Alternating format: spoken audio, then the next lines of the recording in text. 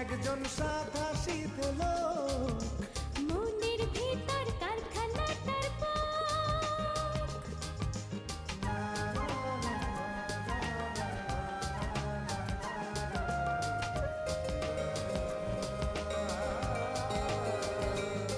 তার ইচ্ছে গাড়ি রাস্তা ছাড়ি, মাঠে ঘাটে নানান বাঁকে, পাগলা মাতাল হাত ছানিটায়।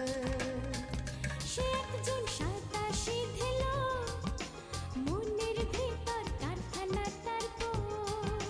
সত্য বলি সে একজন সাদা সিধে লোক, তোমাদের কাছেই আছে, খুলে দেখো না চোখ। ডাক্তার সাহেব, আমার তো আর তর সইতেছে না। আমরা কাজী সাহেব আনতে স্টেশনে যাবো না। আনতে দাও মানে তার আগমন উপলক্ষে তারে আমরা সম্বর্ধনা দিব, বুঝছো? এখন সব সিনিয়র জার্নালিস্টরা এক হয়ে গেছে, তারা নাকি নেক্সট উইকে প্রেস কনফারেন্স করবে তোমার আর আমার বিরুদ্ধে। রিয়েলি? বাহ, তো ভালো তো। অন্তত এই একটা উচিলে আমরা সবাই এক হতে পারছি। তুই তো আপাতবস্তুর একটা গর্ধব। সারা জীবনে একটা কাজ তুই ভালো মতো করতে পেরেছিস? কাউকে ভালোবাসার কথা বলতে গেলে যে আপনার মতন ফিল্ম ডিরেক্টর হইতে হবে সেইটা তো আমার জানা ছিল না। এটার মধ্যে 25,000 টাকা আছে তোমার জন্য। কোন কি স্যার, এই কামে এত টাকা? আব্বা, নেক্সট ফ্রাইডেতে আমরা বিয়ে করছি। কংগ্রেচুলেশনস লাইলা, তোমার ভালোবাসার জয় হলো। স্যার, আপনার ফোন নাম্বার তো আগের থেকেই আমার কাছে আছে। ডাক্তারের লগে কথা কওয়া লাগতো না, আমি পরের টাকার পয়সা এনে আমি শেষ করতে পারবো না। সাবধানে পাঠায়ও, কেউ যেন জানতে না পারে, তাইলে কিন্তু বিপদ হইব। আপনি আমাকে ক্ষমা করলেন কেন? আমাদের একান্ত ব্যক্তিগত কথা আপনি রান্না ভাইকে বললেন কেন? ভাইজান আমাকে এফডিসিতে ডাইকা অপমান করলো। আসলে রান্না যদি এটা করে থাকে তাহলে খুবই অন্যায় করেছে। প্রথমে ভাবছিলাম বিষয়টা কেউ দেখে নাই, কিন্তু আমার অনুমান মিথ্যা প্রমাণিত হয়েছে। সব প্রোডাকশন বয়রা দেখছে। আপনি আমাকে ধরে বললেন কেন? আপনি শান্ত হয়ে বসুন তো, প্লিজ বসুন।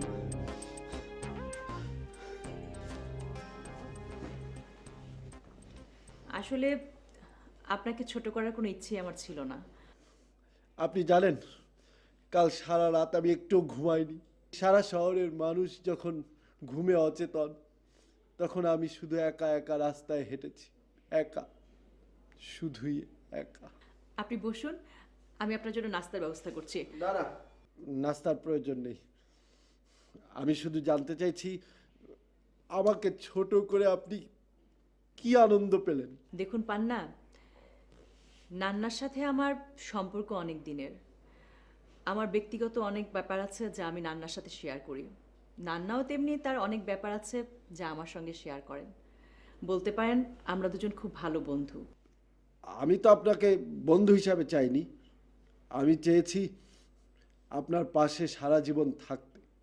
বলুন, এই চাওয়াটা কি অপরাধ? না, আপনার চাওয়াটা অপরাধ না। আগে বন্ধুত্ব, তারপরে অন্য কিছু। আপনি আমাকে ভালো মতো জানেন না, আমিও আপনার সম্পর্কে কিছুই জানি না। আগে তো পরস্পরকে জানতে হবে। একজন আরেকজনকে না জেনে এ ধরনের প্রপোজাল দেওয়া ঠিক না। আচ্ছা, আপনি আর ভাইয়া কি শুধু বন্ধু নাকি অন্য কিছু? আপনাকে আসলে সত্য কথাটা বলে দেওয়া উচিত। আমরা দুজন দুজনকে ভালোবাসি। হায় আল্লাহ, আমি এটা কি আমি আমার নিজের কালকে বিশ্বাস করতে পারছি না। আমি এটা কি শুনলাম আল্লাহ।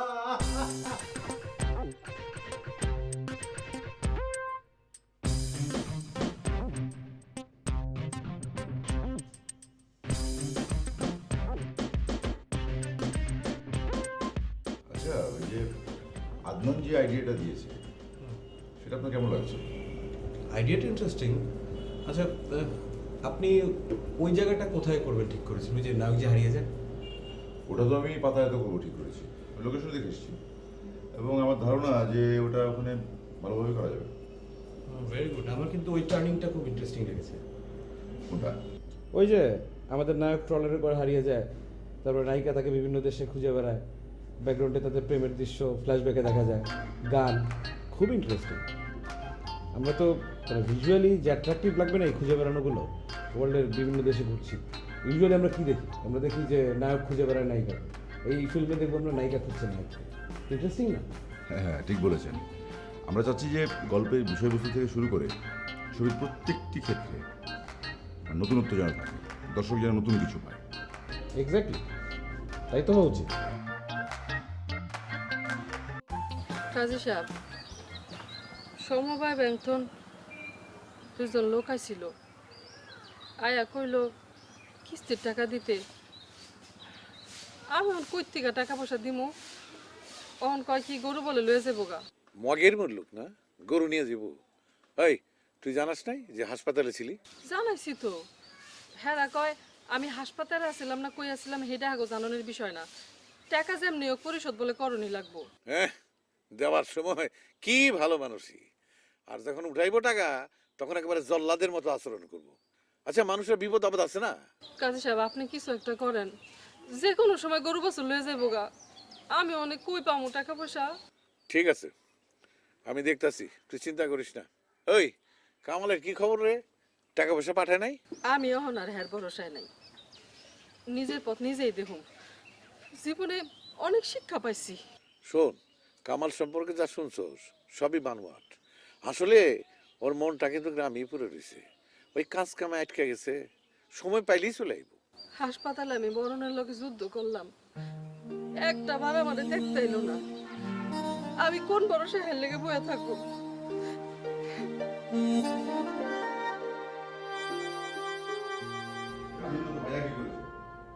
ভাইয়া করেছে কি, আদনানকে তো টাকা পয়সা দিয়ে দিয়েছে পুরোটাই অ্যাডভান্স?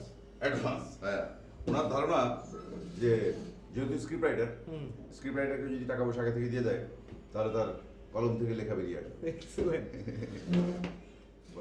চা দাও না? এই তো বস দিচ্ছি। হ্যাঁ। আপনি গানগুলো কাকে দিয়ে করাবেন? আই মিন আর্টিস্টগুলোকে ফিক্স করে ফেলেছেন? ফিক্স মানে কি, ভাইয়া তো চাচ্ছেন যে লাকি ভাই মানে লাকি আকাউন্ট দিয়ে করাতে, আর লাকি ভাইয়ের কাজ ওনার খুব পছন্দ স্পেশালি। হ্যাঁ, লাকি এখন খুবই ভার্সাটাইল মিউজিশিয়ান, আর ওনার যে প্যাটার্নটা আমাদের গল্পের মুড অনুযায়ী একদম ডিফারেন্ট যাবে। ওনার ভোকালটাই আউটস্ট্যান্ডিং। আর আমরা এমনিতে তো টেকনিক্যাল সাপোর্টটা দেশের বাইরে থেকে নেব, আর আর্টিস্ট থাকবে আমাদের দেশের। তাই নাকি? তাহলে তো অনেক টাকার ব্যাপার। না না, কিন্তু ভাইয়া তো বলেছে যে টাকা পয়সা কোনো ব্যাপারই না, মানে ইন্টারন্যাশনাল মান রাখার জন্য আমরা সব কিছু করবো। এটা খুব ভালো আইডিয়া।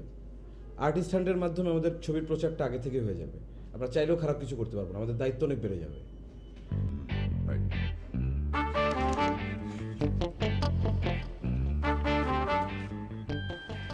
একে তো ছোট জায়গা, তার মধ্যে গিয়ে ওই মেরুদণ্ড বিদ্যা নিকেতন, এটা দিয়ে কিছু হবে না। আর এই ডাক্তার ওই নাপিত দিয়েও কিছু হবে না। আসলে আমি একটু বড় স্কুল করতে চাই, তারপর গিয়ে হলো গিয়ে কলেজ, তারপর ইউনিভার্সিটি। ইউনিভার্সিটির নাম হবে মরিয়ম, আমার স্ত্রীর নামে। জি, এটা তো মহৎ উদ্যোগ। আমার বড় ছেলে ফিল্মের ডাইরেক্টর, মেজো ছেলে ফিল্মে ঢুকেছে, আর আমার যে ছোট ছেলে সে বিদেশে থাকে, অস্ট্রেলিয়া, সেও দেশে আসবে।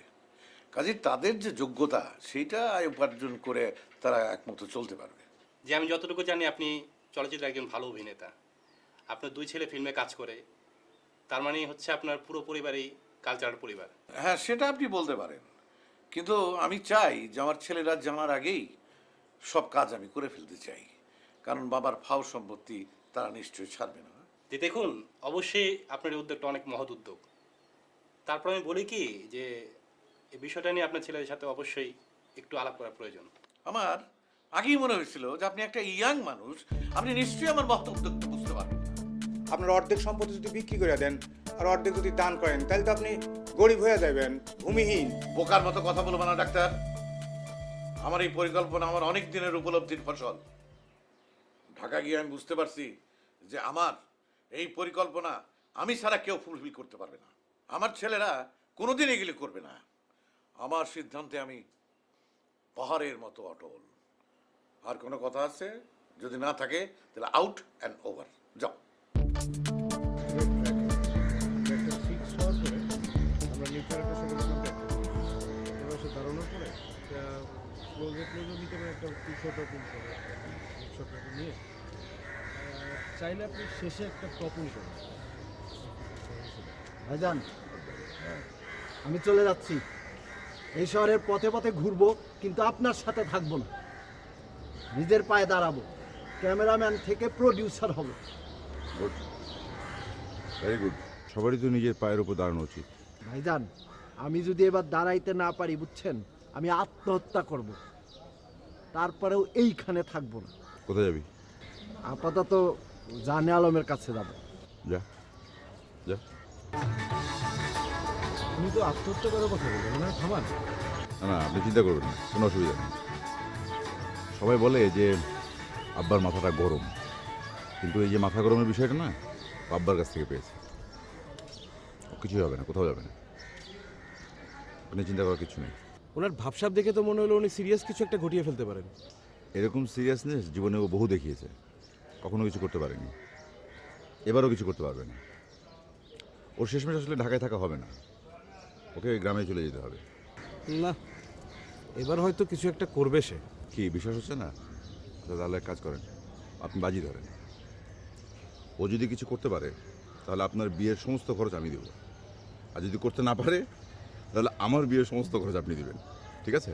বিয়ের বিষয়টা আপনার মাথায় ভালোই ঢুকেছে। আপনার ভাবসাব দেখে মনে হচ্ছে এবার আর আপনি দেরি করবেন না, বিয়েটা করেই ফেলবেন।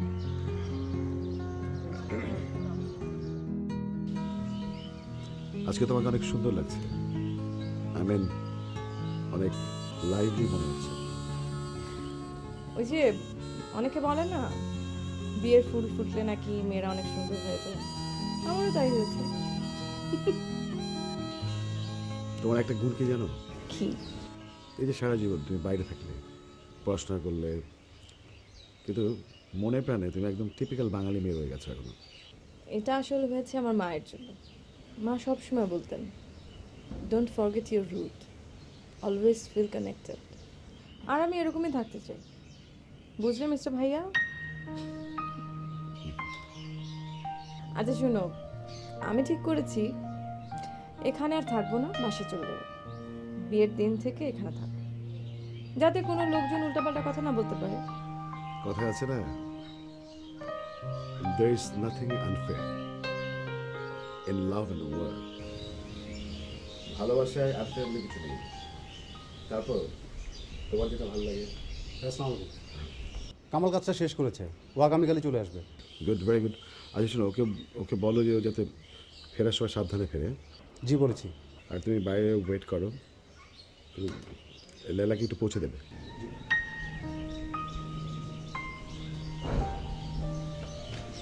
সত্যি বলছো? হ্যাঁ, তোমার যেটা ভালো লাগে তাতে। থ্যাঙ্কস। আচ্ছা,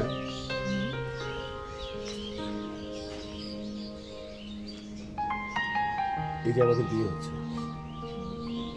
তুমি কি খুশি? অনেক অনেক অনেক অনেক অনেক খুশি।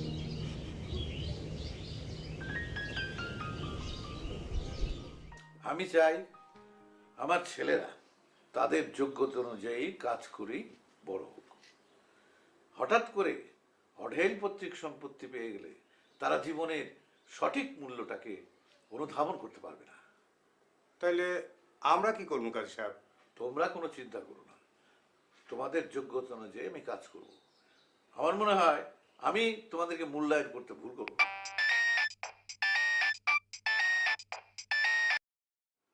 হ্যালো, শুরু কাজী স্পিকিং। আপনি জানেন কিনা জানি না, আমি রান্না ভাইয়ের বাসা থেকে চিরবিদায় নিয়ে এসেছি। তার সাথে আমার আর থাকা সম্ভব না। আপনি আমাদের ভাইদের জায়গা সম্পত্তি ভাগ করে দেন, তাহলে আমি আত্মহত্যা করবো। আব্বা, ইতি আপনার অসহায় ছেলে। হ্যালো হ্যালো হ্যালো,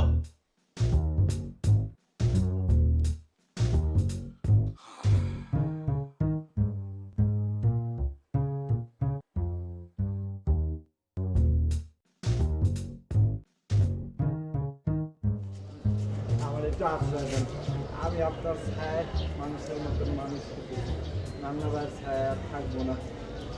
আমার ছায়া থাকবে মানে তোমার নিলে ক্ষতি ছাড়া লাভ আছে? জানালাম ভাই, আমার আব্বার অনেক টাকা আছে, বুঝছেন, অনেক সম্পদ। আব্বা আমাকে বলছে যে ছবি বানানোর জন্য টাকা দিবে। আমি আপনার সহযোগিতায় বড় হইতে চাই।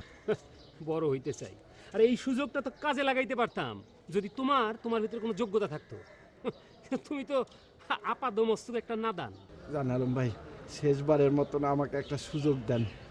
আমি নান্না ভাইয়ের কাছ থেকে জীবনের মতন চলে এসেছি, আমাকে একটু বড় হওয়ার সুযোগ দেন। তোমার ভাই নান্না আমার লগে বেইমানি করছে।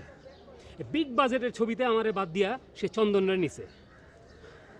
আমি তো চাইলেই তোমার এখন আমার সাথে নিয়ে একটা খেলা দেখা দিতে পারি, নান্নার সব কিছু একেবারে আউলা ঝাউলা করে দিতে পারি। কিন্তু তোমার নিয়ে তো ভয়, শেষ পর্যন্ত আবার তুমি না আউলা হয়ে যাও। ভাই, মানুষ কি সবসময় একরকম থাকে নাকি? মানুষ পাল্টায়, বুঝছেন? আমারও অনেক পরিবর্তন হয়েছে, আমি আর আগের পান্না নাই। যাও তাহলে বাড়ি যাও, বাড়িতে গিয়ে 1 মাসের মধ্যে টাকা নিয়ে আসো। সেই টাকায় আমি সিনেমা বানাবো, আমি ক্যামেরা ধরুম, আমি ডিরেকশন দিব, দেখায় দিমু সিনেমা কারে কয়। জানালাম ভাই, টাকার কোনো সমস্যা না, বুঝছেন? আমি কালই বাড়ি যাব। জানালাম ভাই, আমার জন্য দোয়া করবেন। রান্না বাইরে এবার দেখায় দিব, নায়িকারেও দেখায় দিব। আসসালামু আলাইকুম।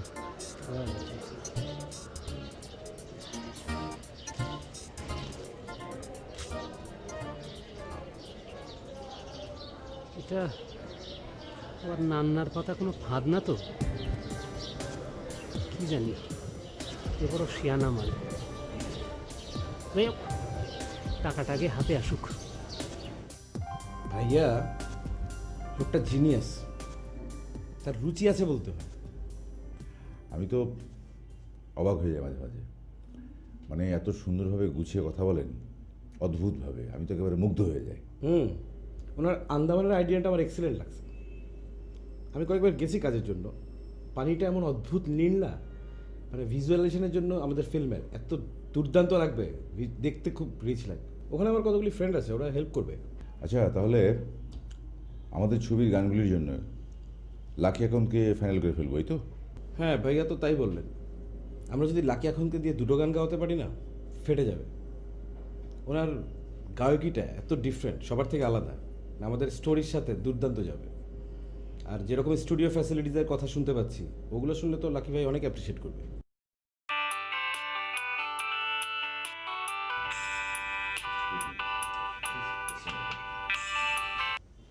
হ্যালো, হ্যাঁ, কী খবর, কেমন আছেন?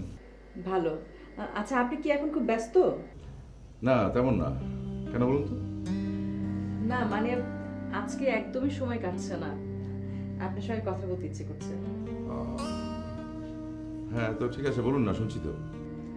না, টেলিফোনে না, সামনাসামনি বলতে চাই। আপনি এখন কোথায়? আমি তো এখন অফিসে, অবশ্যই একটু পরে এফডিসিতে আসবো। আপনি কি 2টা ঘন্টা আমার জন্য অপেক্ষা করতে পারবেন? আরে, এভাবে বলছো কেন? ও সরি, আমি তুমি করে বলে ফেললাম। না না, ঠিক আছে, এটাই তো স্বাভাবিক, তাই না? আচ্ছা ঠিক আছে, আপনি তাহলে থাকুন, আমি এক্ষুনি বেরোচ্ছি। ওকে ওকে, বাই। ও হ্যাঁ, আমরা কি যে কথা বলছিলাম? তাহলে বিয়ের দিন তারিখ ঠিক করে ফেলি। কার? আপনার আর আমার।